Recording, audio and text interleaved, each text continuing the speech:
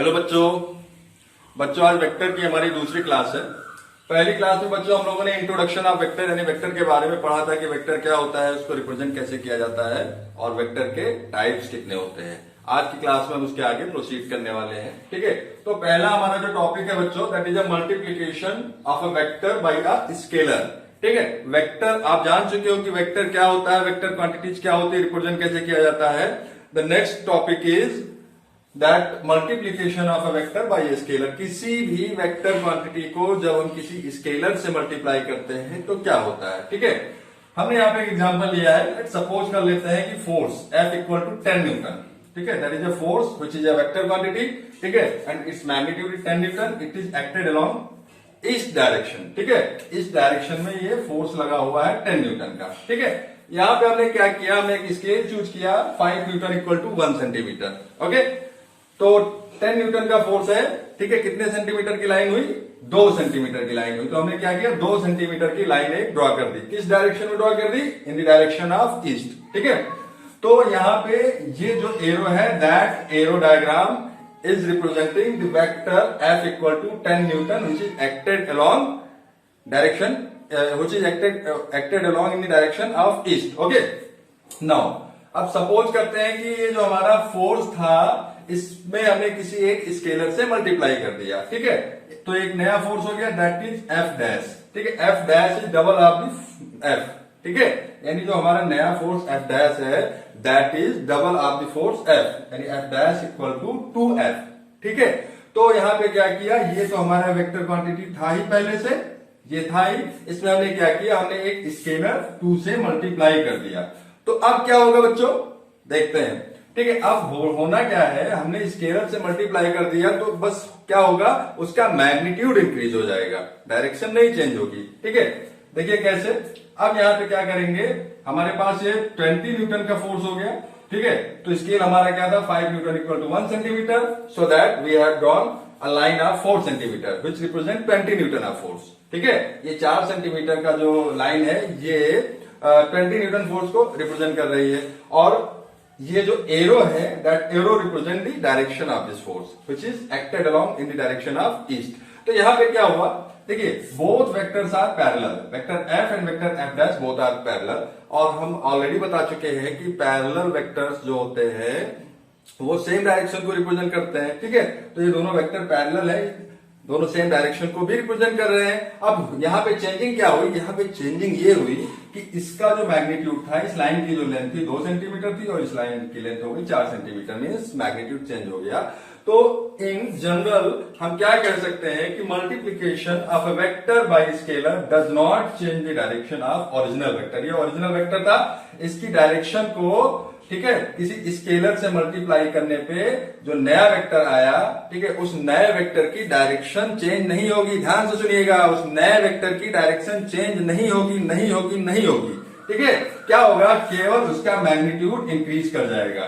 ठीक है, मैग्नीट्यूड कैसे इंक्रीज कर जाएगा, इसकी लेंथ 2 सेंटीमीटर थी, इसकी लेंथ 4 सेंटीमीटर हो गई। ये 2 लेंथ 10 न्यूटन फोर्स को रिप्रेजेंट कर रहा था, ये 4 सेंटीमीटर क्या करेगा, 20 न्यूटन फोर्स को रिप्रेजेंट करेगा। ठीक है बच्चों, समझ में आया।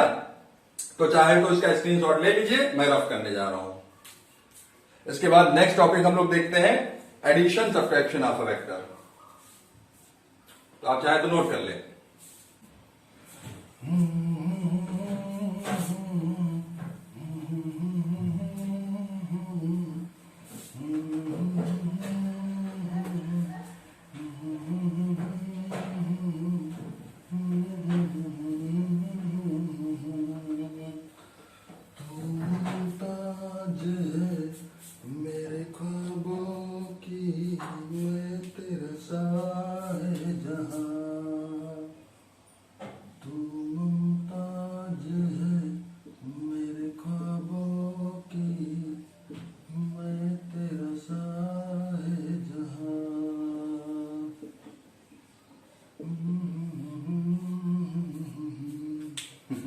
चलिए बच्चों, अब एडिशन ऑफ वेक्टर देखते हैं कि दो वेक्टर्स को हम लोग कैसे ऐड करते हैं। इससे पहले बच्चों आप लोगों ने स्केलर क्वांटिटी को ऐड करना सीखा है। ठीक है, you have learn that how to add scalar quantities in previous classes. In fact class 10 तक आप लोग स्केलर क्वांटिटीज को ही ऐड करना सीखते आए हो, ऐड किए हो। हम जानते हैं कि आप सबको पता है कि स्केलर को कैसे ऐड किया जाता है।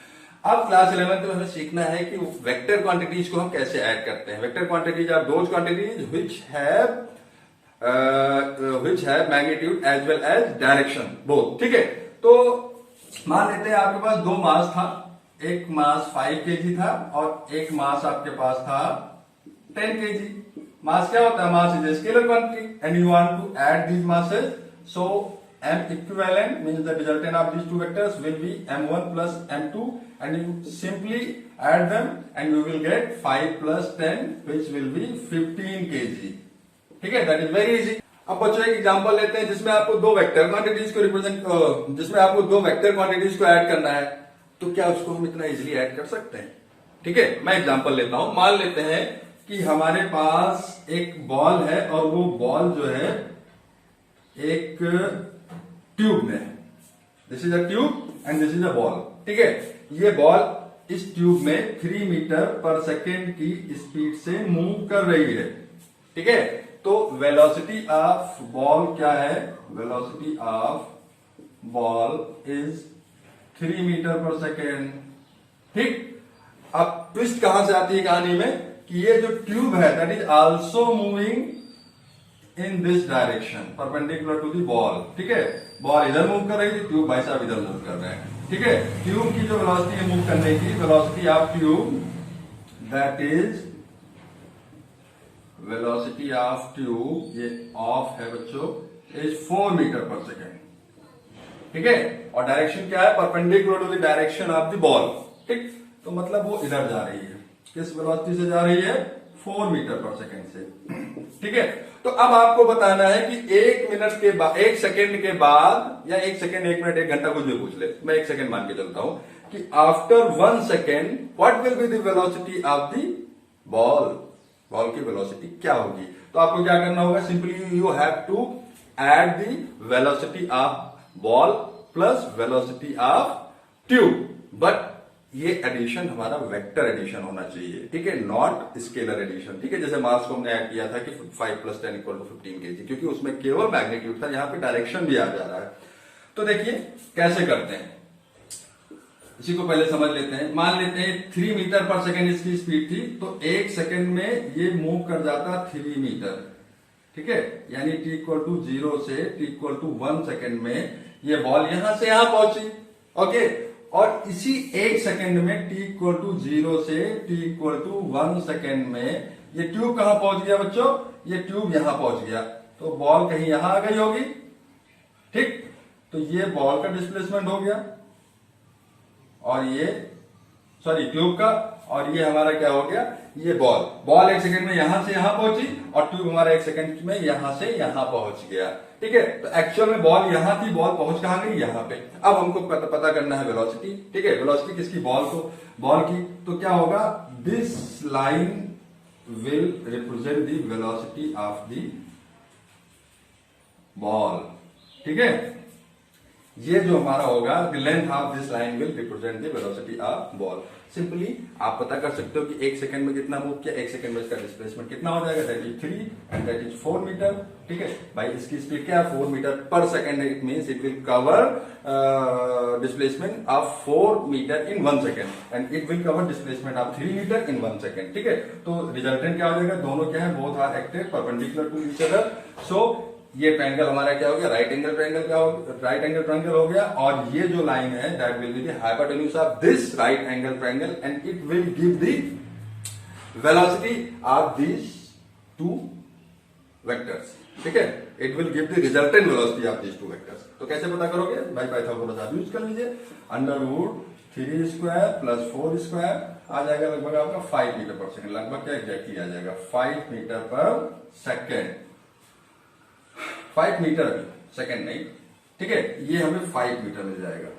ठीक है, यानी 1 सेकेंड में बॉल कितना मूव कर गई? 5 मीटर। ठीक है, तो वेलोसिटी क्या होती है भैया? 5 मीटर पर सेकेंड ही तो हो जाएगी। डिस्प्लेसमेंट कवर्स इन 1 सेकेंड। ठीक है, या डिस्टेंस कवर इन 1 सेकेंड। तो 1 सेकंड में जो इसकी डिस्टेंस या डिस्प्लेसमेंट कवर किया वही तो वेलोसिटी हो गई। सो इसकी वेलोसिटी कितनी हो जाएगी? Resultant velocity will be 5 metre per second. ठीक है, तो एग्जाम्पल लेने का सिर्फ एक मकसद था, आपको यह समझाना कि हम लोग जो वेक्टर क्वांटिटीज होते हैं उनको इजिली ऐड नहीं कर सकते हैं। ठीक है, उसके लिए हमको एक स्पेशल टाइप की अलजेब्रा चाहिए होती है, एक स्पेशल टाइप का मैकेनिक्स चाहिए होता है, जो हम अभी आगे पढ़ने वाले हैं। ठीक है, वेक्टर अलजेब्रा तो आप पढ़ रहे हो, उसमें हम एडिशन दो वेक्टर्स का कैसे करते हैं वो आप अब यहाँ पे सीखेंगे। ठीक है, ये तो ट्रेलर था, पिक्चर अब देखना है आपको। ठीक है, तो आप चाहे तो नोट कर ले। तो चलिए आइए बच्चों सीखते हैं कि दो वेक्टर्स को कैसे ऐड करते हैं। सपोज दैट हमारे पास दो वेक्टर ए बी और बी सी है, we have to add them A B and B C. ठीक है, हमें ए बी और बी सी को ऐड करना है और मान लेते हैं इनका जो रिजल्टेंट होगा दैट इज आर, आर से डिनोट कर रहे हैं। ठीक है, resultant means the sum of these two vectors, उसको हम लोग रिजल्टेंट से रिजल्टेंट बोलेंगे। ठीक है, ऐसे अगर यहाँ पे सब्ट्रैक्शन होता है then the difference of these two vectors will also be called resultant. ठीक है, तो यहाँ पे इनका सम है तो सम को भी हम रिजल्टेंट बोलेंगे। यहाँ पे तो हमें रिजल्टेंट यानी इन दोनों का सम फाइंड करना सिंपली। तो हम क्या करेंगे बच्चों, इसमें से कोई एक वेक्टर आप ले लीजिए, ए बी या बी सी जो आपको पसंद हो। ठीक है, हम ए बी ले लेते हैं, तो वेक्टर ए बी आप ड्रॉ कर दीजिए। ठीक, that is a vector A B. ठीक है, उसके बाद क्या करना है, ये इसका हो गया टेल और ये हो गया हेड। अब क्या करना है, एक वेक्टर के हेड से यानी वेक्टर ए बी के हेड से वेक्टर बी सी का टेल ज्वाइन करा दीजिए। भाई मान लेते हैं ये हमारा वेक्टर ए बी था और इसे कहीं हमारा वेक्टर बी सी दिया रहा होगा। ठीक है, शिफ्टिंग में आप लोगों को बता ही चुका हूं ऑलरेडी कि एक वेक्टर को कहीं भी हम शिफ्ट कर सकते हैं, बट कंडीशन क्या है, without changing their orientation and magnitude, without changing the direction of that vector and without changing the magnitude of that vector. ठीक है, तो ये ए बी था, इस बी सी को खिसका लो, खिसका करके यहां से इसके हेड से इसका टेल ज्वाइन करा दो। ठीक है, इसकी पूंछ को हमने जोड़ दिया, ये वेक्टर बीसी हो गया। ठीक, मान लेते हैं वेक्टर बीसी यहाँ कहीं ऐसे दिया रहा होगा, हमने खिसका ला इधर, शिफ्ट कर दिया हमने इसको, बिना उसके ओरिएंटेशन को चेंज किए, मतलब बिना उसके मैग्नीट्यूड और बिना उसके डायरेक्शन को चेंज किए। ठीक है, तो इस तरीके से हमने ज्वाइन कर दिया। अब क्या है कि जो ए का टेल है और बी का हेड है, इन दोनों को आप ज्वाइन कर दीजिए बच्चों। ठीक है, ए का टेल और बी का हेड, उसको आराम से ज्वाइन करा दीजिए इस तरीके से। थोड़ा इधर खिसक गया, चलो ऐसे ले लेता हूं मैं, मान लेते हैं वेक्टर ए बी यहां से यहां तक था। ठीक है, इसको सेम कलर कर दे रहा हूं। So this AC vector will give the resultant of these two vector A B and B C. और डायरेक्शन क्या होगी, इसकी डायरेक्शन अपोजिट ऑर्डर में होगी, भी डिस्कस करते हैं। This is the resultant of vector AB and vector BC. So you can write R equal to vector AB plus vector BC, and that law, this law is known as the triangle law of vector addition. Triangle law of vector addition. ठीक है, समझ में आया बच्चों?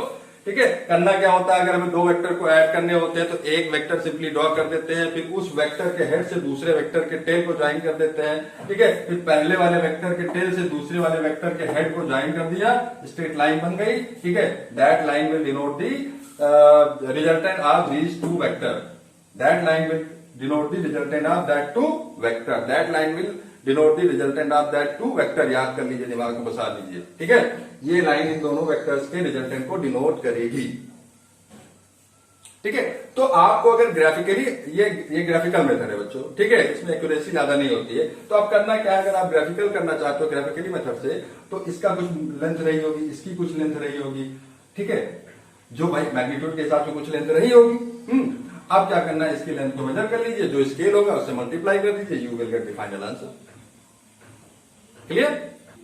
सो this is the graphical method to add the two vectors. ठीक है, अब हम लोग पढ़ेंगे सबट्रैक्ट कैसे करते हैं। क्या पढ़ेंगे, सबट्रैक्ट कैसे करेंगे। इसको चाहे तो आप स्क्रीनशॉट ले लीजिए। मान लेते हैं बच्चों आपको यहां पर अब इन दोनों वेक्टर्स को ऐड ना करके सबट्रैक्ट करना होगा। तो सबट्रैक्ट करने में कोई अलग तरीके से कोई मेथड नहीं होता है। ठीक है, सेम प्रोसेस है, बस थोड़ा सा ध्यान रखना है कि हमें ऐड करना है ए बी में बीसी को। तो क्या हम ऐसे लिख सकते हैं कि ए बी में माइनस बीसी को ऐड कर दें। Subtraction of two vector is just the addition of a negative vector to this vector. ठीक है, यानी कि ए बी में से हमें बीसी को सब्ट्रैक्ट करना है, तो सिंपली क्या होगा कि ए बी में हम नेगेटिव बीसी को ऐड कर दें। ठीक है, ए बी में हम नेगेटिव बीसी को ऐड कर। नेगेटिव वेक्टर बच्चों हमने पीछे डिस्कस किया है शायद, या भूल गया हूं, फिलहाल नेगेटिव वेक्टर जान लीजिए। अगर पीछे डिस्कस करना भूल गया हूं पिछली क्लास में, तो आप यहां जान लीजिए। If vector, this is vector A B, ठीक है, तो इसका मान लेते हैं वेक्टर ए, छोड़ देते हैं, ठीक, दिस इज वेक्टर ए, तो negative of A will be in opposite direction. ठीक है, मैग्नीट्यूड मैग्नीट्यूड सेम रहेगा, जो इसका मैग्नीट्यूड है वही इसकी मैग्नीट्यूड रहेगी, मींस इसकी लेंथ और इसकी लेंथ सेम रहेगी, बस डायरेक्शन क्या है, ये इधर से इधर जा रहा था, वो उसका जैसा कुछ उधर से इधर आएगा। ठीक है, मान लेते हैं वेस्ट से ईस्ट जा रहा था, ये ईस्ट से वेस्ट आ जाएगा। That is in negative of vectors, negative of a vector. Okay, तो हमें करना क्या है, हमें ए बी में नेगेटिव बीसी को ऐड कर देना, बाकी कुछ नहीं। ठीक, तो आप क्या करोगे भाई, वेक्टर ए बी आपने ड्रॉ किया। उसके बाद पहले हमने क्या किया था, वेक्टर बीसी, अगर ये वेक्टर बीसी रहा होगा, ठीक है, मान लेते हैं ये वेक्टर ए बी है, ठीक है, और ये वेक्टर बीसी है। अब आपको इन दोनों को सब्ट्रैक्ट करना है, तो वेक्टर ए बी तो इसी तरीके से रहेगा। ठीक है बच्चों, अब करना हमको क्या है कि हमें वेक्टर बीसी, वही सेम प्रोसेस, ठीक है, इसके हेड से इसका टेल ज्वाइन करना है, बट ये बीसी ऐसे है तो माइनस बीसी ऐसे आ जाएगा, जस्ट अपोजिट। ठीक, तो ये शिफ्ट कर देंगे इसको, यहां से किसका हालांकि यहां शिफ्ट कर दिया, अब ये क्या हो गया, ऐसे हो जाएगा बस सिंपली। ठीक है, इस साइड में बीसी था, तो इस साइड में क्या हो जाएगा, नेगेटिव बीसी। ठीक, ये हो जाएगा माइनस ऑफ बीसी। ठीक है बच्चों, अब फिर क्या करना है, जैसे triangle law of vector addition में हम लोग करते थे कि इसका टेल और इसका हेड और इसका टेल ज्वाइन करा देंगे। ठीक है, so it will give the resultant of these two vector R equal to A B plus minus of B C, means you can simply write A B minus B C. टेढ़ा लिख दिया हूं, दिख रहा होगा आई थिंक। ठीक है, so this, इसको नाम दे देता हूं कुछ सी। ठीक है, A C vector will denote the resultant of these two vector A B and B C. ठीक है, so this is the subtraction of two vector. ठीक है, इस तरीके से हम लोग दो वेक्टर को सब्ट्रैक्ट करते हैं। इज दैट क्लियर बच्चों? इसको भी रफ कर दे रहा हूं, चाहे तो नोट कर लें। अब बच्चों हम लोग सीखेंगे कि दो से ज्यादा वेक्टर्स को हम लोग कैसे ऐड करते हैं। भाई ऐसा तो कुछ है नहीं कि वेक्टर में आपको दो ही क्वांटिटी, दो ही वेक्टर क्वांटिटीज को ऐड करना पड़ेगा। ठीक है, कभी कभी मोर देन टू वेक्टर्स भी हमें ऐड करना पड़ जाता है। तो हमें triangle law of vector addition जो हमने पढ़ के रखा है, इसी को फॉलो करना है। यही है रूल्स, कोई अगला नहीं है। उसको हम लोग हालांकि बोलते हैं polygon law of vector addition, but same triangle law of vector addition ही उसका बेस है, उसी से हम लोग उसको ऐड करते चले जाएंगे। मान लेते हैं कि आपको तीन वेक्टर ऐड करने हैं, A B plus B C plus C D. You want to add A B plus B C plus C D. ठीक है, इसको आप नया नाम भी दे सकते हो, polygon law of vector addition. ठीक है, तो आप क्या करोगे, आप वेक्टर ए बी आपने ड्रॉ किया, that is vector A B. ठीक, फिर vector B C, sorry B C, ये वेक्टर बी सी हो गया। मेन इसके क्या बोलते हैं, इसको क्या बोलते हैं, हेड। इसके हेड से बीसी के टेल को ज्वाइन करा दिया, तो ये वेक्टर हमको क्या मिल गया, ये वेक्टर जो है हमको मिल गया vector A B plus B C. This vector will denote vector A B plus vector B C, और इसकी डायरेक्शन इधर होगी, अपोजिट ऑर्डर पे होती है, अभी हम हालांकि डिस्कस करेंगे। ठीक है, देखिए ये ए बी और बी सी, इसका ऑर्डर ये था, और ए सी का ऑर्डर क्या हो गया, जो रिजल्टेंट है इस ऑर्डर में हो गया, इसको अपोजिट ऑर्डर बोलते हैं। अब हमको क्या करना है, ये हमने ए बी और बी सी को तो ऐड कर दिया बच्चों। ठीक है, this is the resultant of A B and B C, but you want to add the A B B C and C D. इन तीनों वेक्टर को मान लेते हैं इनका रिजल्टेंट आर है। क्या है, आर है। तो अब क्या करना होगा, ए बी बी सी पीछे वालों को भूल जाइए। ठीक है, अब इसमें सी डी को ऐड कर दीजिए, that is A B plus B C. ठीक है, अब इसमें हमें सी डी को ऐड करना है, तो इसको थोड़ी देर के लिए आप भूल जाइए। ठीक है, या याद रखिए, जो भी आपकी मर्जी हो। अब हमको क्या करना है कि A B plus B C का जो हेड है उससे सी डी का टेल ज्वाइन कर देंगे। ठीक है, सी डी का टेल हमने ज्वाइन कर दिया। कुछ इस तरीके से। ये हमारा हो गया सी डी। तो जो फाइनल सम होगा, फाइनल रिजल्टेंट होगा इन तीनों का, उसके लिए क्या करेंगे, ए के टेल से डी के हेड को ज्वाइन करा देंगे। ठीक है, that will give the resultant of these three vector are, which is कैसे, by triangle law of vector addition आप लगा लीजिए। दिस प्लस दिस, ये हमारा क्या है, A B plus B C, A B plus B C, ठीक, और प्लस ये साइड, ये कितना क्या है, C D, vector C D को डिनोट कर रहा है। ठीक है, सो इस तरीके से हम लोग मोर देन टू वेक्टर्स को ऐड और इसी तरीके से सब्ट्रैक्ट भी कर सकते हैं। ठीक है, सिंपली सब्ट्रैक्ट करने में क्या होगा कि आपको माइनस वेक्टर को ऐड करना होगा, तो वो आप लोग कर लोगे, इतने इंटेलिजेंट हो मैं मानता हूं। ठीक है, उसको फिर यहाँ पे डिस्कस करके टाइम वेस्ट नहीं करना है। ठीक है बच्चों, समझ में आ रहा होगा तो कमेंट करके बता जरूर दीजिएगा कि हाँ चीजें समझ में आ रही है। तो बच्चों हम लोगों ने अभी दो वेक्टर्स को ग्राफिकली कैसे ऐड किया जाता है वो सीखा, triangle law of vector addition सीखा। ठीक है, तो आप लोग ऐड करना तो सीख गए बच्चों। ठीक है, लेकिन अभी बहुत सारी चीजें बची हैं जो हम लोगों ने उस triangle law of vector addition से नहीं सीखा है, उसका जो फाइनल कंक्लूजन है वो अभी बाकी है। आप वेक्टर ऐड करना तो सीख गए हो, लेकिन उस कॉन्सेप्ट में एक फाइनल जो जिसको कंक्लूजन निचोड़ बोलते हैं वो भी बचा हुआ है, वो बहुत काम आने वाला है आपके। तो चलिए उसको सीखते हैं। हम लोगों ने क्या सीखा बच्चों कि हमारे पास दो वेक्टर्स थे ए बी और बी सी, और इन दोनों को हमें ऐड करना था। ठीक है, सब्ट्रैक्ट भी कर सकते हो, और इनका जो रिजल्टेंट था दैट वाज वेक्टर आर। तो हमने क्या सीखा कि ट्रायंगल की हमने क्या किया था कि ये वेक्टर ए बी था और ये वेक्टर बी सी था। वेक्टर ए बी के हेड से वेक्टर बी सी का टेल जो है वो हमने ज्वाइन करा दिया। So these two vectors represent the two sides of the triangle. These two vectors represent the two sides of the triangle in same order. किस ऑर्डर में, सेम ऑर्डर में, याद रखिएगा। These two vectors represent the two sides of the triangle in same order.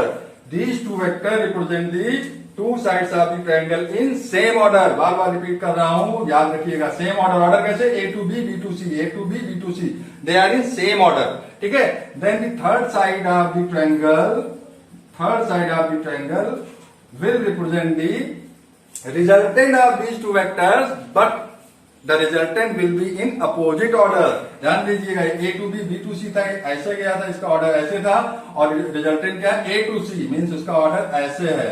तो ये दोनों order एक दूसरे के अपोजिट है। ठीक है, तो यहां से हमने हमारा final conclusion triangle law of vector addition से क्या निकला कि if two vectors will represent the two sides of any triangle in same order, then the third side of the triangle will represent the resultant of that two vectors in opposite order। ठीक है, याद रखिएगा, इसको भूलिएगा नहीं। ठीक है, इसको मत भूलिएगा, नहीं तो triangle law of vector addition नहीं समझ में आने वाला है। ठीक है, तो बस यही था triangle law of vector addition. अगर आप इस चीज को समझ गए हो मतलब आपको triangle law of vector addition आ गया है। ठीक है, खुशी मनाइए आप। तो ये क्या हो गया, that is R equal to A B plus B C. ठीक है, पूरा वेक्टर इसी कॉन्सेप्ट पे बेस्ड है। तो ये हो गया हमारा triangle law of vector addition.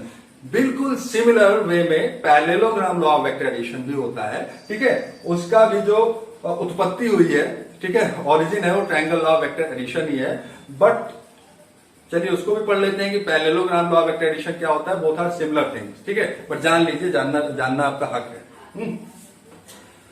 यहां पे हम लोगों ने पढ़ा कि अगर दो साइड ट्रायंगल की किसी दो वेक्टर ट्रायंगल किसी दो साइड्स को सेम ऑर्डर में रिप्रेजेंट करती है, तो थर्ड साइड क्या करेगा, उस ट्रायंगल की थर्ड साइड जो है उन दोनों वेक्टर्स के रिजल्टेंट को रिप्रेजेंट करेगा और अपोजिट ऑर्डर में।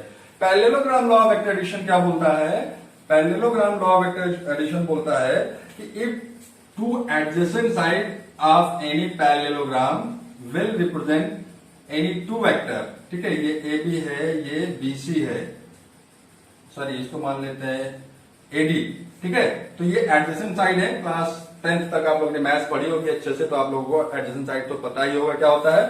ठीक है, तो these two adjacent sides of any parallelogram will represent the two vectors. ठीक है, then the diagonal of this parallelogram. पहले क्या करते हैं, इसका हम पैरेललोग्राम को कंप्लीट कर देते हैं। नहीं तो कहोगे सर कहाँ पैरेललोग्राम बनाए नहीं, पैरेललोग्राम चिल्ला रहे हैं। तो पहले पैरेललोग्राम ऐसा करो, बना लो, फिर आगे बात करो। बन गया ना पैरेललोग्राम। ठीक है, ABCD.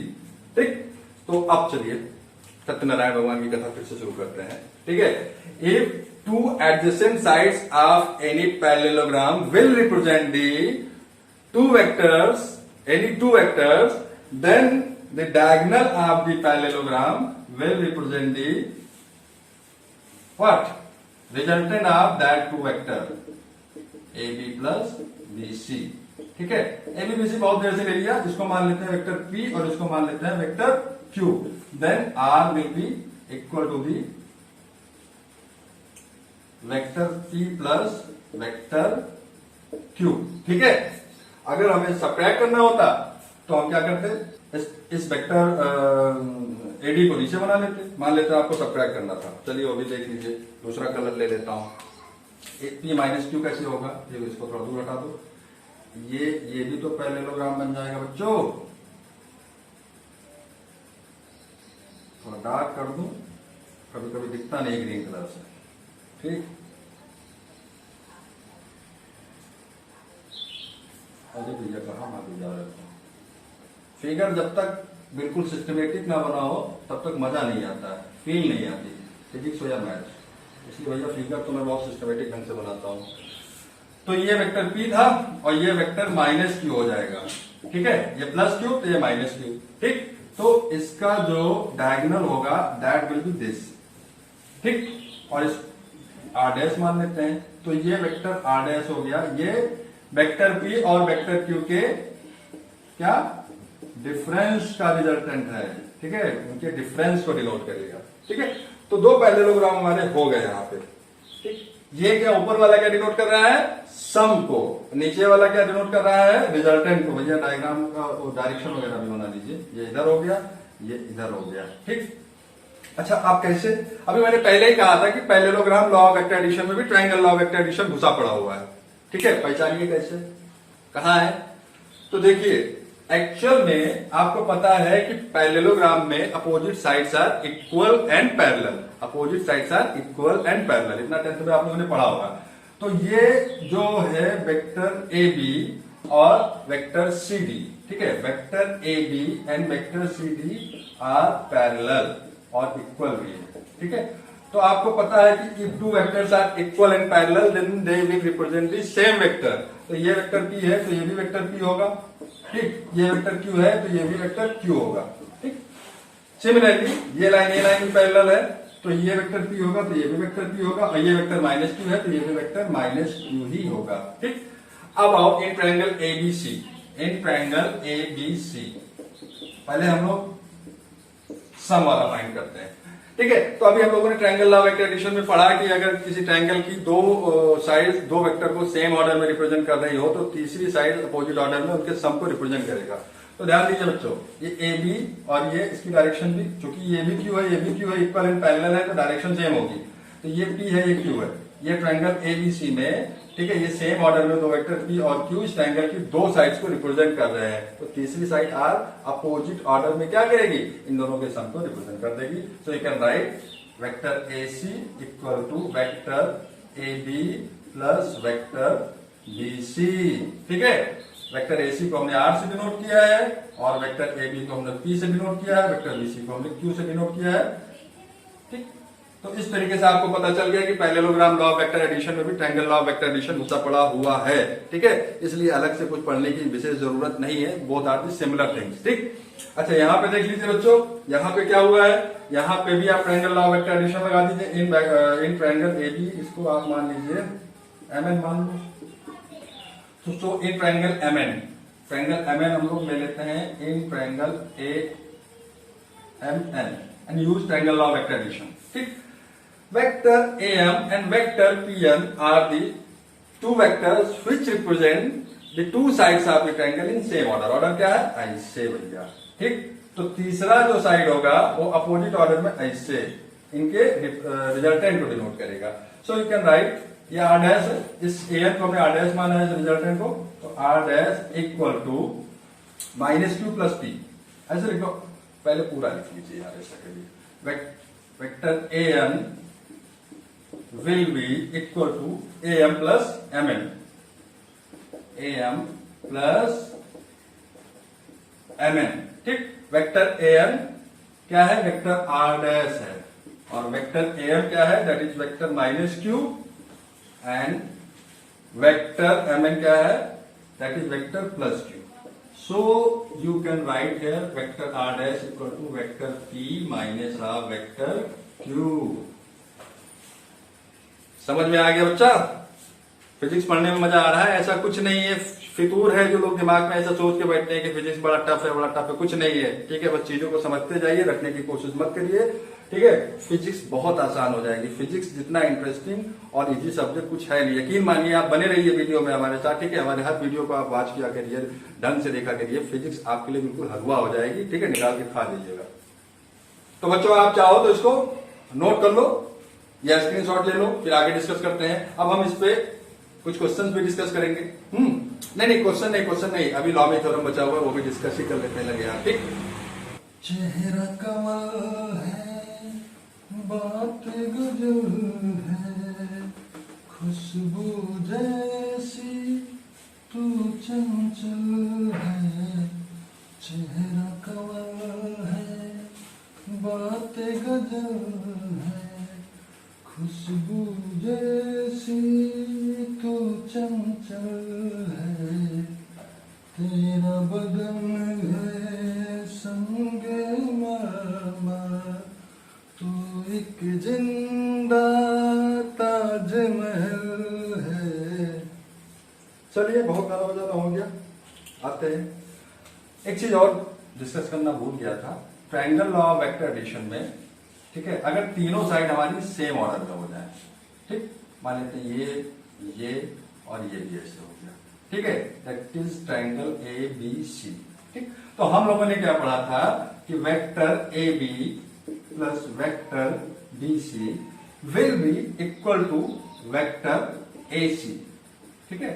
These are the two sides of the triangle in same order, then the third side will represent their resultant in opposite order, ठीक. तो AC में क्या था, इसका ऑर्डर अपोजिट था.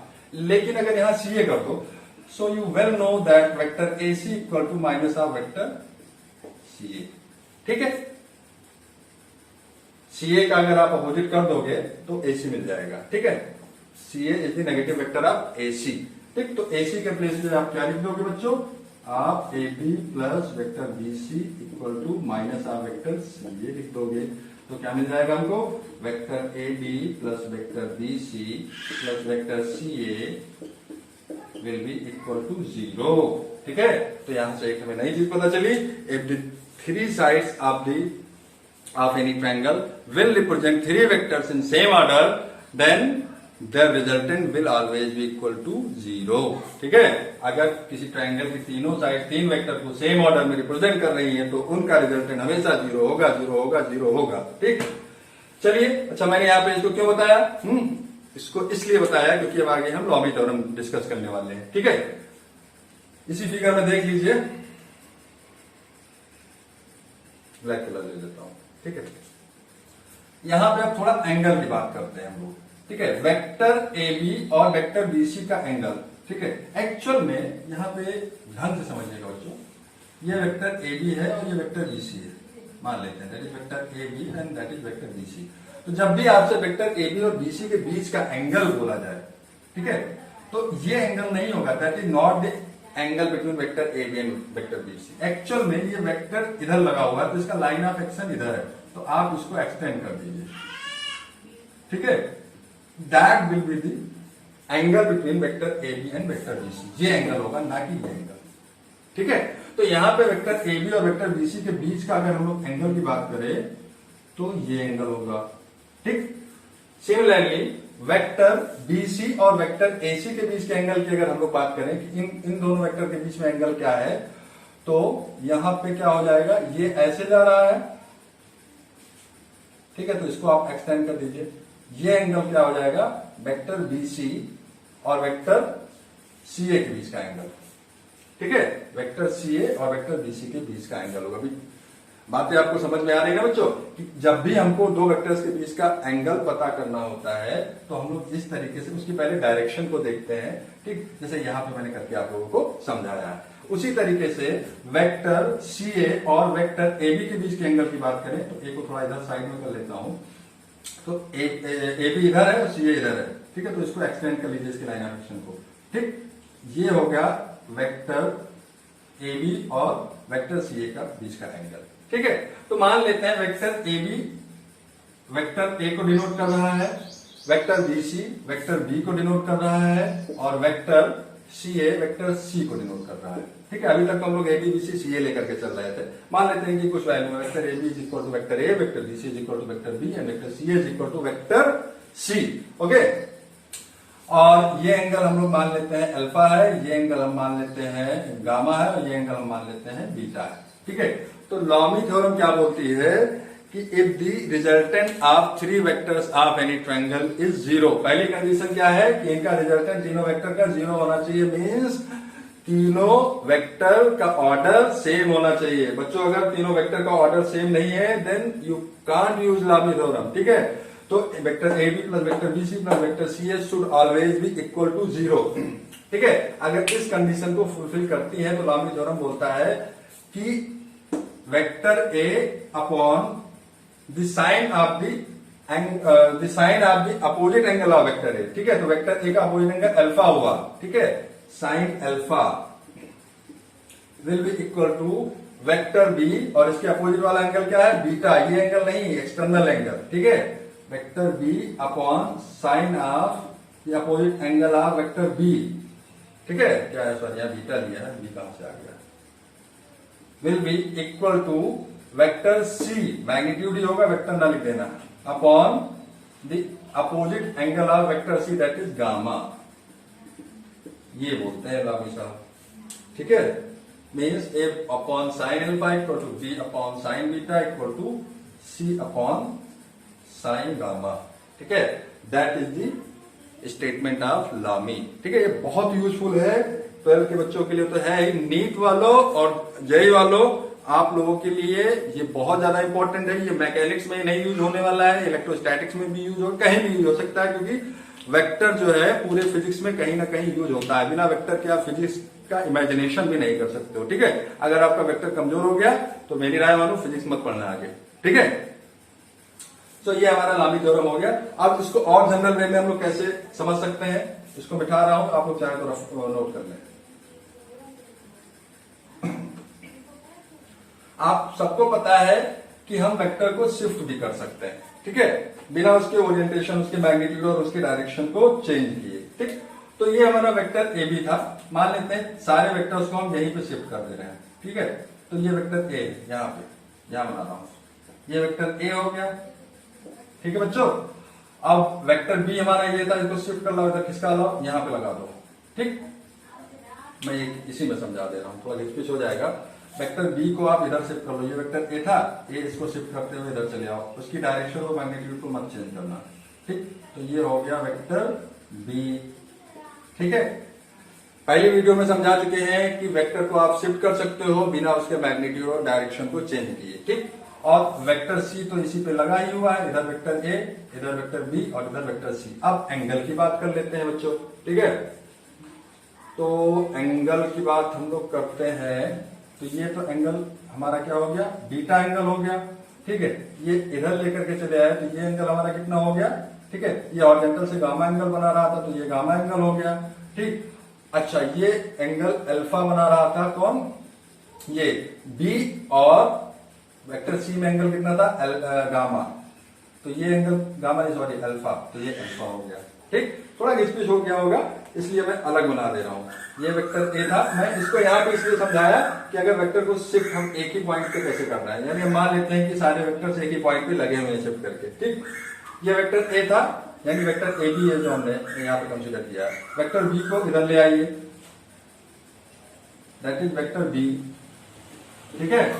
वेक्टर सी कहां पे है, इधर है, ऐसे लगा हुआ है, ध्यान दीजिए ये, तो इसको हम कहां पे मान लिया, वेक्टर सी है, ठीक। ऐसे आया, सीधे ऐसे आया, ठीक। तो इसका हम जो पॉइंट है इसी पॉइंट पे कंसीडर कर ले रहे हैं कि सारे तीनों वेक्टर्स लगे हुए, ठीक है।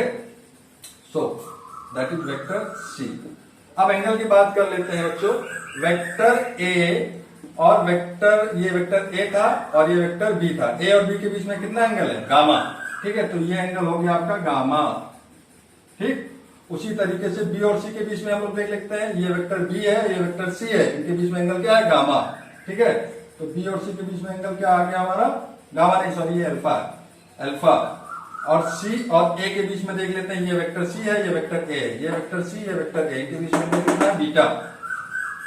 ठीक है, एंड हमने कंसीडर कर लिया कि सारे वेक्टर्स जो है वो एक ही पॉइंट पे लगे हुए हैं। ठीक, तो अब बहुत ज्यादा आसान हो गया।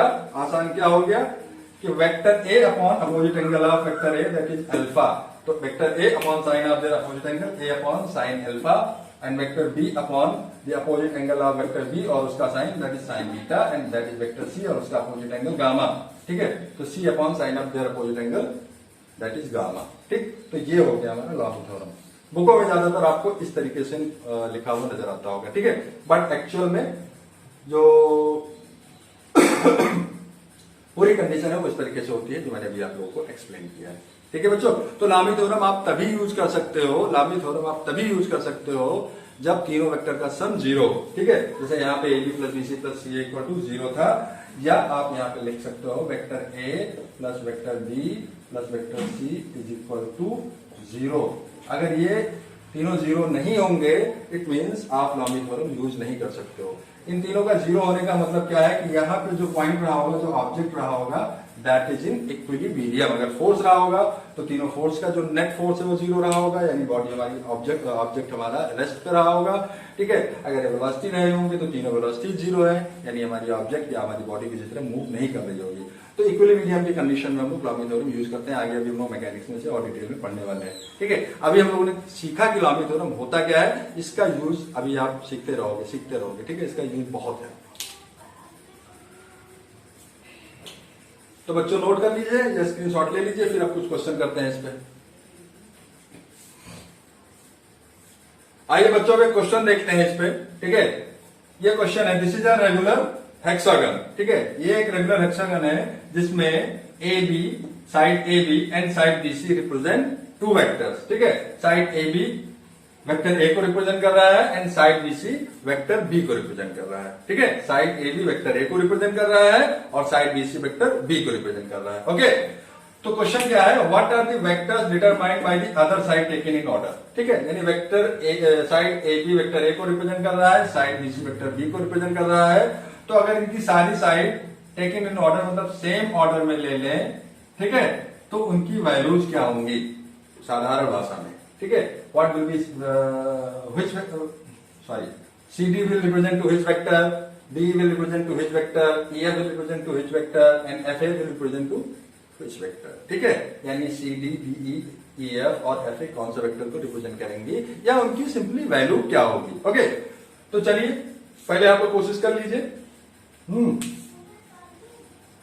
चलिए मैं बता देता हूं, आपको करना क्या है, ये वेक्टर A है और ये वेक्टर B है, तो यहां पे एक पैरेललोग्राम आप कंप्लीट करिए। इस वेक्टर C से वेक्टर A का जितना मैग्नीट्यूड है, यानी जितनी लेंथ AB की है उतनी ही लेंथ की एक साइड ड्रॉ कर दीजिए। ठीक है, इसकी लेंथ कितनी है, जितनी वेक्टर AB की है। ठीक है, ताकि हमारा पैरेललोग्राम कंप्लीट हो जाए। ठीक, तो यहां तक मान लेते हो गया। ठीक, अच्छा, इसकी डायरेक्शन अपोजिट कर दीजिए। तो आपको पता है कि if this will represent to vector A, then इसका पैरेलल वेक्टर अगर हम ले लें और सेम मैग्नीट्यूड का ले लें, ठीक है, यानी लेंथ सेम हो, तो ये vector minus of vector A को रिप्रेजेंट करेगा, नेगेटिव ऑफ एनी वेक्टर। ठीक, तो ये क्या हो जाएगा, it will be minus of vector A। ठीक है, दिख नहीं रहा हो बोल दे रहा हूं बच्चों, माइनस ऑफ वेक्टर है, छोटा दिखाऊं तो हो सकता है दिख ना रहा हो। ठीक, अब आपको पता है कि अगर किसी भी क्वाड्रिलेटरल में opposite sides are equal and parallel, तो वो क्वाड्रिलेटरल क्या होता है, क्वाड्रिलेटरल पैरेललोग्राम कहलाता है। ठीक, तो ये पैरेललोग्राम हो गया। अब इसको हम क्या कर सकते हैं, और अच्छा पैरेललोग्राम कंप्लीट करने की कोई जरूरत भी नहीं है, हम ट्रायंगल लॉ वेक्टर एडिशन लगा लेंगे। ठीक, अब आपको क्या करना है बच्चों, इसको B से मिला दीजिए ये। ठीक, और इसका ऑर्डर इधर ले लीजिए इस तरीके से। ठीक है, लाइन थोड़ा टेढ़ी हो गई, सीधी करिए, इसको मजा नहीं आ रहा। ओके, तो ध्यान दीजिए, इसको कुछ नाम दे देता हूं मैं, एम नाम दे देता हूं इस पॉइंट को, ठीक। तो in triangle BCM, in triangle BCM use triangle law of vector addition, ठीक है। Vector BC and vector CM are in same order, vector BC and vector CM are in same order. Then third side which is in opposite order, यानी कौन है यहाँ पे BM, third side BM which is in opposite order will represent the resultant of these two vectors, mean the sum of these two vectors, ठीक है। तो BC की value कितनी है, वेक्टर B, ठीक है, और CM की वैल्यू कितनी है, माइनस ऑफ वेक्टर A। तो यहां से वेक्टर BM हमें कितना मिल गया, vector B minus vector A, ठीक है। इसमें इंक खत्म हो गई है। सो हमको मिल गया वेक्टर BM, ओके बच्चों। और ये जो साइड BM है और side CD they are parallel.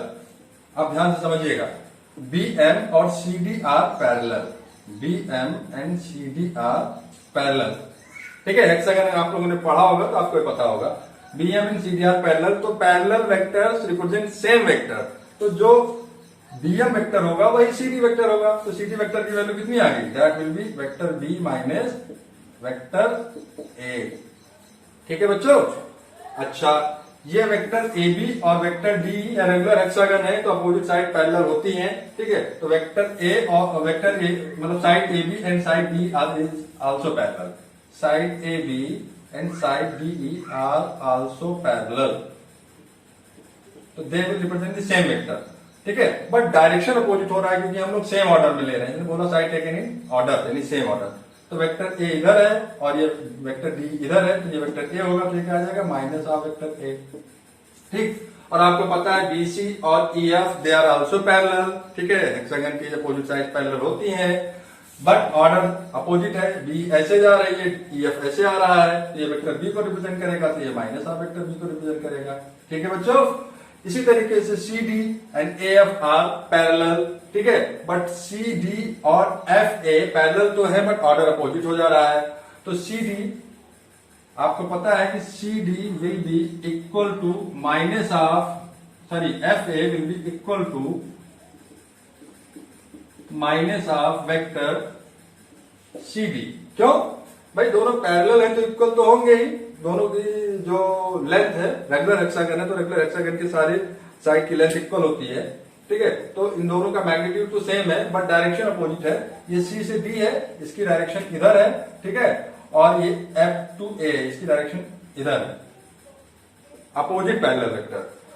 तो क्या हो जाएगा, ये B माइनस A है और ये क्या हो जाएगा, minus of B minus A, minus of B minus A means अगर मल्टीप्लाई करेंगे माइनस को तो क्या आ जाएगा, A माइनस B, ठीक है। तो इसकी जो बाकी की रिमेनिंग साइड थी उनके बारे में भी हमको पता चल गया, उनकी वैल्यूज भी पता चल गई कि वो किस वेक्टर को रिप्रेजेंट करेंगे, ठीक है बच्चों। तो क्वेश्चन समझ में आया होगा तो कमेंट बॉक्स में कमेंट करके जरूर बताइएगा। अब आप चाहें तो इसका स्क्रीनशॉट ले लीजिए या नोट कर लीजिए, फिर हम दूसरा क्वेश्चन डिस्कस करते हैं बच्चों, है। अब आइए बच्चों एक नया क्वेश्चन देखते हैं। पहले क्वेश्चन को हम लोग पढ़ लेते हैं। Given that vector A plus B vector A plus vector B plus vector C equal to 0, ठीक है। क्वेश्चन को पढ़ते भी जाइए, साथ में डिकोड भी करते चले जाइए, ठीक है। यहाँ पे इसने पहले क्या बोल दिया है कि इन तीनों वेक्टर का जो सम है that is 0, vector A plus vector B plus vector C equal to 0, ठीक है। तो आई थिंक आप लोगों ने डिकोड कर लिया होगा कि अगर तीनों वेक्टर का सम 0 है तो हम किस कॉन्सेप्ट की बात कर रहे हैं, ठीक है। जितना जल्दी आप डिकोड करोगे, जितना जल्दी आप क्वेश्चन को पकड़ लोगे, उतना जल्दी आप सॉल्व कर पाओगे, ठीक है। और उतने ही ज्यादा नंबर ऑफ क्वेश्चन आप कॉम्पिटिशन में अटेम्प्ट कर पाओगे, ठीक है। तो डिकोड जल्दी जल्दी आप कैसे कर सकते हो, जब आपकी बहुत ज्यादा प्रैक्टिस हो। बिना प्रैक्टिस किए आप चाहो कि हम डिकोड कर ले तो ऐसा नहीं हो सकता है, ठीक है। सो यहाँ बात कर रहे हैं, हम लोग बात कर रहे हैं लावी थ्योरम की, क्योंकि तीनों वेक्टर का सम क्या है, 0 है। अभी मैंने पीछे बताया था कि अगर कोई 3 वेक्टर का सम 0 है तो it means these 3 vectors represent the 3 sides of the triangle, ठीक है। And all the 3 sides represent the 3 vectors in same order, ठीक है। चलिए आगे करते हैं। Out of the 3 vector two are equal in magnitude. मान लेते हैं कोई दो इसके एबीसी में से कोई दो ए और बी है जो जिनका मैग्नीट्यूड इक्वल है, means vector A magnitude of vector A equal to magnitude of vector B, ये हमने मान लिया। ठीक, and the magnitude of the third vector is √2 time that of the either of two having equal magnitude. और जो तीसरा vector है उसका जो मैग्नीट्यूड है वो इसमें से, ठीक है, किन्हीं भी वेक्टर्स के जो बाकी के दो वेक्टर है उन बाकी के दो वेक्टर में किसी भी एक वेक्टर के मैग्नीट्यूड के √2 टाइम्स है। ठीक है, means we can write that magnitude of vector C equal to √2 times of the magnitude of vector A, and since we know that the magnitude of vector A is equal to the magnitude of vector B, so we can also write √2 times magnitude of vector B. ठीक है, कोई समस्या भाई?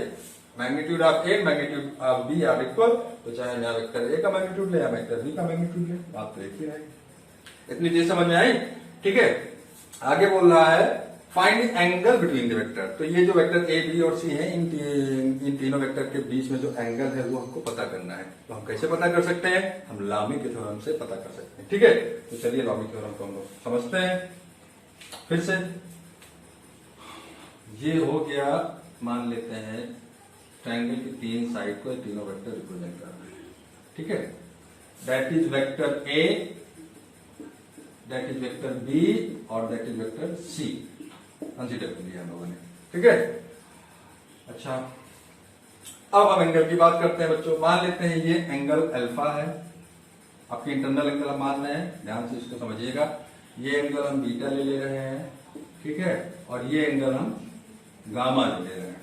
ठीक है, figure शायद थोड़ा छोटा हो गया है तो हो सकता है देखने में समस्या हो रही हो, बट मैं बोल रहा हूं उसको कोशिश करिएगा समझने का, वैसे दिख रहा होगा। अच्छा बच्चों, अभी हमने बताया था कि जब भी हम लोग लॉमी थ्योरम यूज करते हैं तो हम इस एक्सटर्नल एंगल को लेते हैं। ठीक है, और इनका ऑर्डर भी ये सेम ऑर्डर में है, ये ध्यान दीजिएगा। ठीक है, तभी इनका vector A plus vector B plus vector C equal to 0 है। तो अगर ये एंगल अल्फा है तो ये एक्सटर्नल एंगल कितना हो जाएगा बच्चों? That will B 180 minus alpha. ठीक, इसी तरीके से ये एंगल कितना हो जाएगा? That will B 180 minus beta. ठीक है, सम ऑफ लीनियर पेयर। और ये एंगल कितना हो जाएगा? It will be 180 minus gamma. इतनी चीजें आप लोग को समझ में आ गई? ठीक है, अब हम इसमें लॉमी थ्योरम लगा देंगे। लॉमी थ्योरम क्या बोलता है कि vector A magnitude of vector A upon sine of the opposite angle of this vector या दिस साइड। ठीक है, इस ट्रायंगल का मैग्नीट्यूड अपॉन इस साइड का मैग्नीट्यूड अपॉन इस साइड के अपोजिट वाले एंगल का साइन। अपोजिट वाला external angle, not internal angle. ठीक है, तो लिखे कहा ऊपर मैं रफ कर दे रहा हूं बच्चों, आप लोग क्वेश्चन को स्क्रीनशॉट ले लीजिए या नोट कर लीजिए। ठीक है, क्योंकि स्पेस नहीं बच रहा है।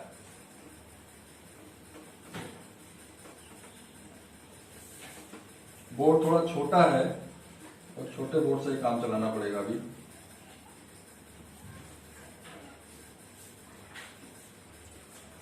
तो यहां पे क्या हो जाएगा? ए अपॉन साइड ए का अपोजिट एक्सटर्नल एंगल। ठीक है, sine of external angle 180 minus alpha equal to B upon, ठीक है, sine of opposite external angle of this side B, that is 180 minus beta. और दिस साइड, इसका मैग्नीट्यूड कितना है? C upon इसका opposite external angle कितना है? 180 minus gamma.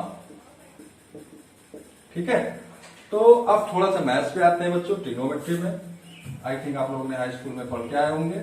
Sign of 180 minus theta is always equal to sine theta. ठीक है, second quadrant में साइन पॉजिटिव होता है, ASTC after school to college, आप सब लोगों को पता होगा।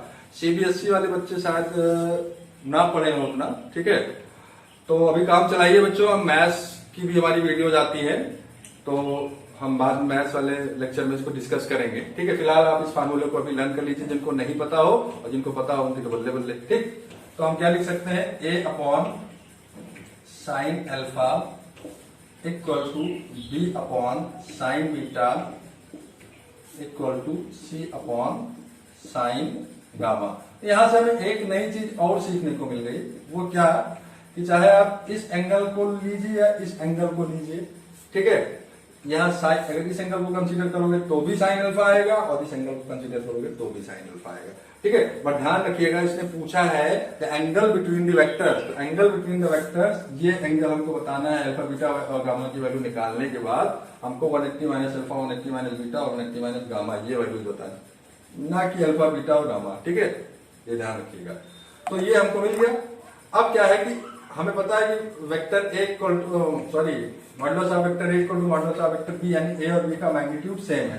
तो हमने पहले लेक्चर में आपको बताया था कितना झंझट नहीं करते हैं मैग्नीट्यूड को रिप्रेजेंट कर लिखने के लिए, हम सिंपल ए लिख देते हैं। सिंपल ए लिखा है उसको वेक्टर का साइन नहीं है, इट मीन्स हम वेक्टर ए के मैग्नीट्यूड की ही बात कर रहे हैं, ठीक है। तो ये मॉडुलस वॉडुलस लगा के इतना झंझट नहीं करते हैं, स्टैंडर्ड फॉर्म में लोग लिख देते हैं, जो में लिखा मिलता है। तो ये हम simply A equal to B लिख दे रहे हैं, आप लोग समझ जाइएगा कि वेक्टर ए और वेक्टर बी के मैग्नीट्यूड की बात हो रही है, ठीक है। तो स्पेस कम पड़ रहा है, कोई बात नहीं। अब इसमें से कोई दो रेशियो आप ले लीजिए, ठीक है, कोई दो रेशियो हम लोग ले लेते हैं, ए और सी, ये दो ले लीजिए या ये दो ले लीजिए। तो हम A upon sine alpha equal to C upon sine gamma ले लेते हैं, ठीक है। A upon sine alpha equal to C upon sine gamma ले लेते हैं, ठीक है बच्चों। अब ये बताइए सी की वैल्यू कितनी है, √2 टाइम्स ऑफ ए, ये वाला नहीं लेंगे क्योंकि अगर हम √2 टाइम्स ऑफ बी ले लेंगे तो दो वेरिएबल हमारे पास आ जाएंगे। तो सी इक्वल टू √2 टाइम्स ऑफ ए, तो इस सी को हटा करके सी की वैल्यू जो क्वेश्चन में गिवन थी √2 टाइम्स ऑफ ए लेंगे, ठीक, ए से हो गया कैंसिल। तो हमें क्या मिला, इसको मैं ऊपर लिख दे रहा हूं बच्चों ताकि याद रहे, और यहाँ पे रफ कर दे रहा हूँ, ए इक्वल टू बी है और सी इक्वल टू √2 ए या √2 बी है, ठीक है। अब इसको मैं यहाँ से मिटा दे रहा हूँ ताकि थोड़ा सा स्पेस बच जाए, स्पेस की बड़ी समस्या होती है। तो यहां से आपको मिल गया 1 by sine alpha equal to √2 by sine gamma, sine gamma. अच्छा, अब हमें एंगल कैसे पता चलेगा? अब फिर एक और समस्या आ रही है। देखो बच्चों, क्वेश्चन में पहले ही दिया है कि दो वेक्टर्स का मैग्नीट्यूड इक्वल है। हमने माना था कि ए इक्वल टू बी, तो ए इक्वल टू बी मतलब ये साइड और ये साइड इक्वल है। तो थोड़ा पहुंच जाइए क्लास 10 ज्योमेट्री में, तो ये आइसोसेलेस ट्रायंगल हो गया, ठीक है भाई। वेक्टर ए का मैग्नीट्यूड और वेक्टर बी का मैग्नीट्यूड इक्वल है। मैग्नीट्यूड जो ये लेंथ है वही तो मैग्नीट्यूड को डिनोट कर रहा है, ठीक है। तो ये मैग्नीट्यूड और ये इस वेक्टर और इस वेक्टर का मैग्नीट्यूड इक्वल है, इट मींस ये साइड और ये साइड इक्वल हो गई, इनकी लेंथ इक्वल हो गई। तो ये क्या हो गया, आइसोसेलेस ट्रायंगल। और आइसोसेलेस ट्रायंगल में क्या होता है, angle opposite equal sides are equal. तो इसका अपोजिट वाला एंगल बीटा और इसका अपोजिट वाला एंगल अल्फा, ये इक्वल होंगे, ठीक है। तो हम क्या लिख सकते हैं भैया, अल्फा इक्वल टू बीटा। अब ये हमारा क्या है, एक ट्रायंगल है, ठीक है। Angle sum property of a triangle आप सबको पता होगा, the sum of all the angles of a triangle is always equal to 180 degree, ठीक है। तो यहाँ पे अल्फा तो है ही, alpha equal to beta, beta के प्लेस में हम अल्फा रख सकते हैं। तो alpha plus gamma equal to 180, so gamma will be equal to 180 minus 2 alpha, ये वैल्यू आ गई गामा की। तो गामा के प्लेस में हम पुट कर देंगे 1 by sine alpha equal to, colour change कर देने तो सब मिक्स हो जाएगा, √2 times of sine 180 minus 2 alpha, ठीक है। ये हो गया। फिर छोटा पड़ रहा है वो, तो बच्चों ऊपर का रफ कर रहे हैं, आप लोग नोट कर लीजिए ताकि सीरियल वाइज नोट करते जाएं हर स्टेप बाय स्टेप, ठीक है। नहीं तो फिर सब कुछ पिछा जाएगा, तो नोट जरूर कर लीजिए, स्क्रीनशॉट ले लीजिए।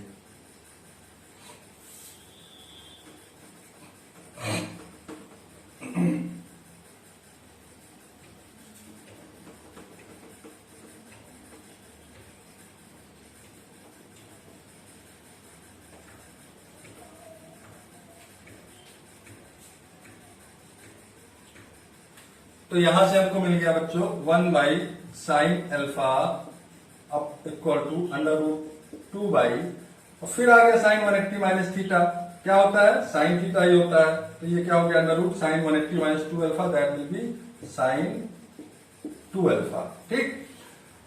फिर बच्चों एक नया फार्मूला आप लोग को पढ़ने को मिलेगा, साइन 2 थीटा इक्वल टू क्या होता है, 2 साइन थीटा कॉस थीटा। ठीक है, क्लास 10 में नहीं पढ़ा होगा, जिन बच्चों की ट्रिग्नोमेट्री अभी तक पढ़ चुके होंगे 11th वाली उन्हें पता होगा, और जिन्हें नहीं पता हो इस फार्मूले को अभी लर्न कर ले। ये 2 sine theta into cos theta होता है। ठीक है, जिन्हें नहीं पता हो इस फार्मूले को अभी लर्न कर ले, मैथ्स वाली वीडियो में मैं आगे चल के इसको डिस्कस करूंगा। ठीक है, तो यहाँ पे वैल्यू पुट कर देंगे, ये क्या हो जाएगा 1 by sine alpha equal to under root 2 upon sine 2 alpha के प्लेस पे हम लोग रख देंगे 2 sine alpha cos alpha. Sine alpha से साइन अल्फा कैंसिल हो गया। ठीक है, क्रॉस मल्टीप्लाई कर दीजिए तो क्या मिल गया 2 cos alpha equal to under root 2। So this implies that cos alpha equal to under root 2 upon 2। अच्छा बच्चों, इस 2 को हम under root 2 into under root 2 भी लिख सकते हैं। ठीक है, तो एक अंडर रूट 2 एक अंडर रूट 2 कट गया, तो यहां क्या बच गया 1 बाई अंडर रूट 2।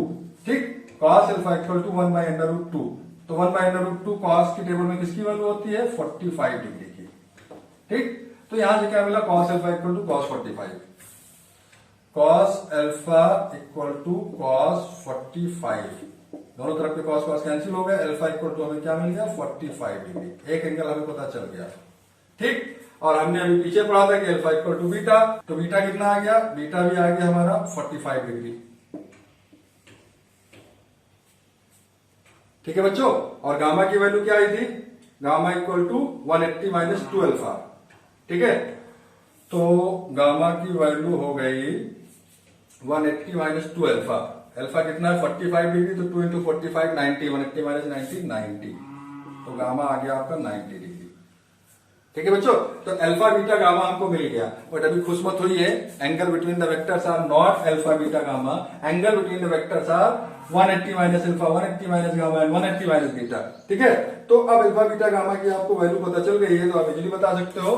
ठीक है, कि वेक्टर ए और वेक्टर बी के बीच में एंगल कितना है 180 माइनस अल्फा, तो गामा है सॉरी, तो 180 माइनस गामा 90, 180 माइनस 90 कितना आ गया 90 डिग्री। ठीक, और वेक्टर ए और ये क्या है वेक्टर सी ऐसे चला है। ठीक है, इसके बीच में एंगल कितना 180 माइनस बीटा, बीटा की वैल्यू कितनी है 45 डिग्री, तो 180 में से 45 सब्ट्रैक्ट करोगे आ जाएगा 135 डिग्री। ठीक है, सिमिलरली 180 माइनस अल्फा यानी वेक्टर बी और वेक्टर सी के बीच में जो एंगल है 180 माइनस अल्फा है, 180 में से फिर 45 डिग्री सब्ट्रैक्ट करोगे, that will also be equal to 135 degree. ठीक है, तो इस तरीके से हम तीनों वेक्टर के बीच जो एंगल्स थे वो हम लोगों ने पता कर लिया, और हम लोगों ने लामी थ्योरम भी सीख ली कि किस तरीके से लामी थ्योरम का हम लोग यूज करते हैं। ठीक है बच्चों, वीडियो अगर आप लोग को पसंद आई होगी तो उसे लाइक करिएगा, अपने फ्रेंड्स में शेयर करिएगा, और चैनल को सब्सक्राइब करना मत भूलिएगा। ठीक है बच्चों, आज की वीडियो यहीं तक, इसके बाद हम लोग एनालिटिकल मेथड डिस्कस करेंगे। ठीक है, vector addition by analytical method. ठीक है, वो और ज्यादा इंटरेस्टिंग होने वाला है। और एक बार और आप लोग को एक चीज बता देना चाहता हूं कि कॉन्सेप्ट आप लोगों ने सीख लिया है, ज्यादा से ज्यादा क्वेश्चन प्रैक्टिस करने की कोशिश करिएगा, तभी आपका कॉन्सेप्ट पे कमांड हो पाएगा। ठीक है, मैं भी कोशिश करूंगा कि एक वीडियो आपको बनाऊं जिसमें केवल मैं क्वेश्चन को ही डिस्कस करूं। ठीक है, लेकिन आप लोग का कोई पॉजिटिव रिस्पांस नहीं मिलता है, इसलिए हिम्मत नहीं जुटा पाता हूं कि मैं कोई क्वेश्चन के लिए पर्टिकुलर प्रैक्टिस के लिए मैं वीडियो बनाऊं। ठीक है, तो आप हमें इंकरेज करिए, हमें मोटिवेट करिए। ठीक है, लाइक शेयर कमेंट करके, ताकि हमारा भी थोड़ा सा मनोबल बढ़े, तो हम और आपको अच्छा और बहुत अच्छा कंटेंट दे सकें। ठीक है, जिससे आप लोग का और ज्यादा भला हो सके। Thank you for watching.